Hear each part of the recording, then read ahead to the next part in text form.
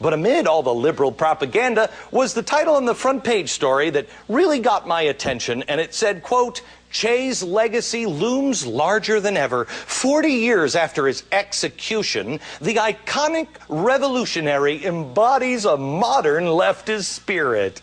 Oh, those iconic revolutionaries. Oh, you know what? Perhaps it's time for the working people of the world to unite and remember what a fun-loving guy that guy on your t-shirts really was. The real story is that Che was a Stalin wannabe. He was a cold-blooded killer. And he can and should be blamed for the deaths of thousands of people. Maybe your memory is a little clouded by all the brainwashed Hollywood celebrities walking around with their communist apparel. Look, I got a star on my hat. But Che was the driving force behind Fidel Castro's rise to power. Yeah, the same Castro that has people, strapping themselves to logs and driving little cars, 1,400 people on a log trying to reach the U.S. Yeah, must be quite a paradise there.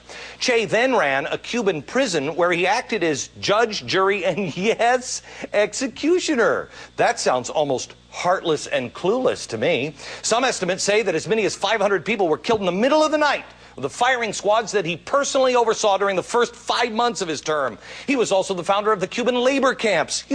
The ones that later were basically turned into prisons for anybody who didn't disagree with him, or didn't agree with him, including, of course, homosexuals, which I can't figure out because what left-wing radical it wants to lock up homosexuals today, but we could put him on a t-shirt. All right, that's who Che is. That, unfortunately, is the history. History has a unique way of turning atrocities into admiration. Look around. Che merchandise is everywhere. His image is trademarked. I'm not joking.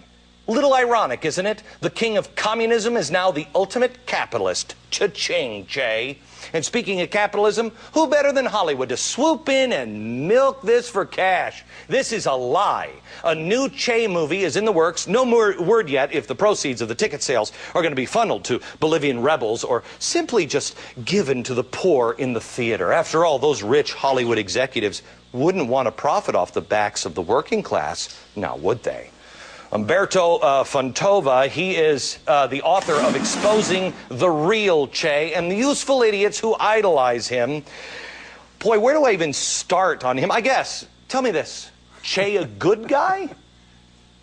No, it is very interesting. In a nutshell, he was the chief executioner and chief jailer for a Stalinist regime. And it's even more funny because the people that went to those forced labor camps in Cuba during the mid-60s were people who tried to listen to rock and roll music and grow long hair. You can't make this stuff up. I mean, it's absolutely incredible, Umberto. You've got Chavez, you have Castro. They say this guy is the greatest. Hollywood saying this guy is the greatest. I can blame Hollywood for being dumb as a box of rocks and not knowing actual history, but it should say something about the useful idiots in Hollywood and the evil that is Castro and Chavez, that they seem to unite with each other.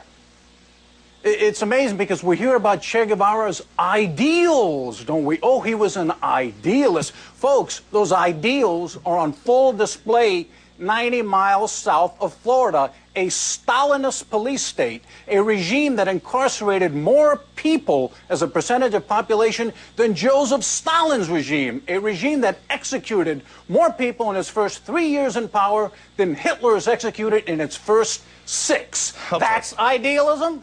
Robert Redford is making a new movie. You see all of these people idolizing him. Really, T-shirts, purses, everything out with his image. How does this happen? How did this guy become so romantic?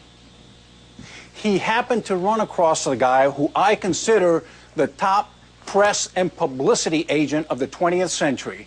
A fellow who has had the Western media eating out of his hand like trained pigeons for half a century. That man is Fidel Castro. Only he could have created this legend around a bloodthirsty imbecile like Che Guevara. I know, but I mean the merchandising. Are you telling me that Cuba is printing up the T-shirts? I mean, for instance, who owns the image of Che? No. It was the Western media who bought into Castro's legend of the man that he deliberately sent to his death, by the way.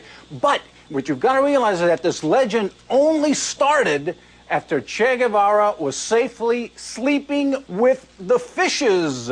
Exactly 40 years ago today. How do you combat this? I mean, you've got well, kids walking around with chase shirts. They have no idea. I mean, it's honestly, it's walking around with a Hitler shirt. Nobody would do it. How do you combat this? Right.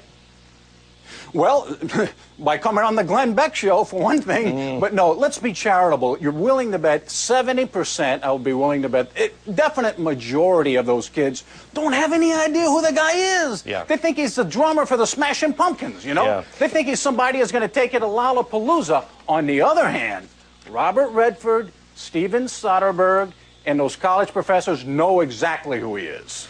Umberto, thank you very much. That's tonight's Real